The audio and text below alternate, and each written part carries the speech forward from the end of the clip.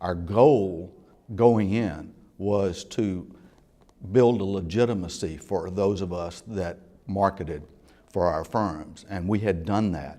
But at the same time, we also realized that we had created an organization that was going to last, and it was going to be there for a long time, and then all of a sudden it was big business. All of a sudden we had an annual budget of $1 million, and we had been running the organization out of somebody's checkbook almost.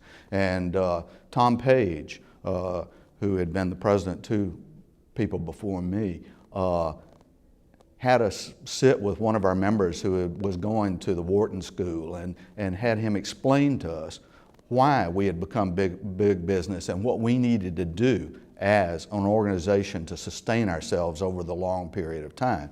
And so that's what we put in motion, creating a long-range plan, a business plan, all of those things that those of us that run businesses understand, but we didn't understand that as a society at the time.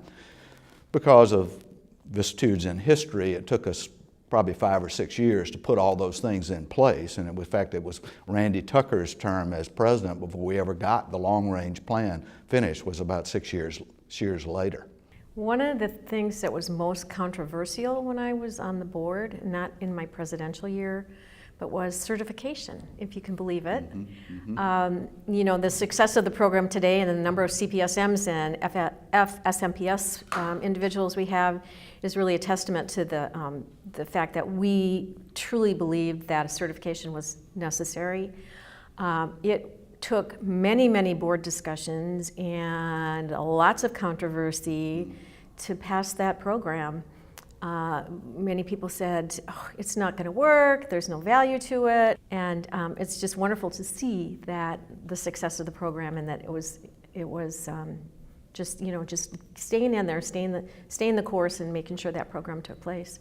Yeah, under Bruce's, Lee's presidency and my presidency, we had done a survey of the members to see whether there was a need, and at that time, and there were a lot of people, majority of the people just didn't see a value, but when we realized through this survey that particularly in large engineering firms, we were impeding our membership's ability to advance in their firms and gain more salary, because at a certain level you needed some kind of a certification.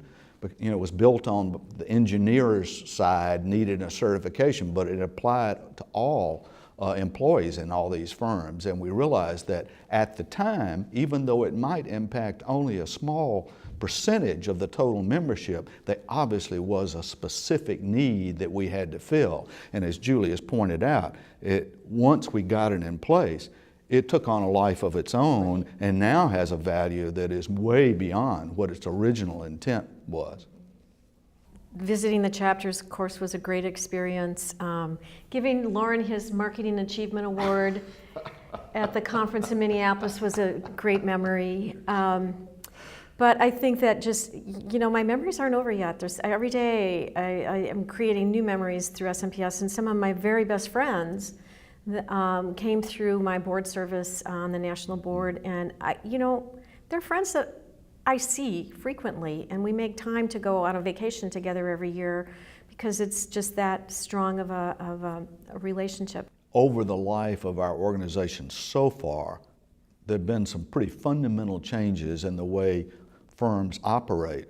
Who would have thought 40 years ago there'd be a chief marketing officer, a C-suite position that could really have the kind of influence that is out there today?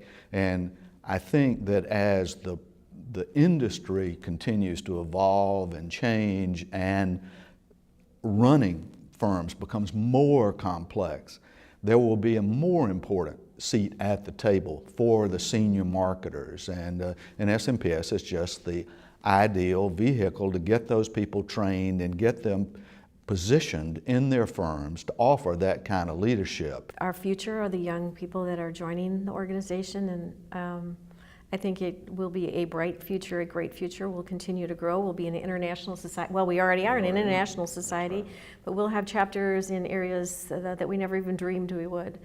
So just stay involved and speak up. If you have member needs, let the people in leadership know that this is a need, and they will do everything they can to make sure that need is met. Good point.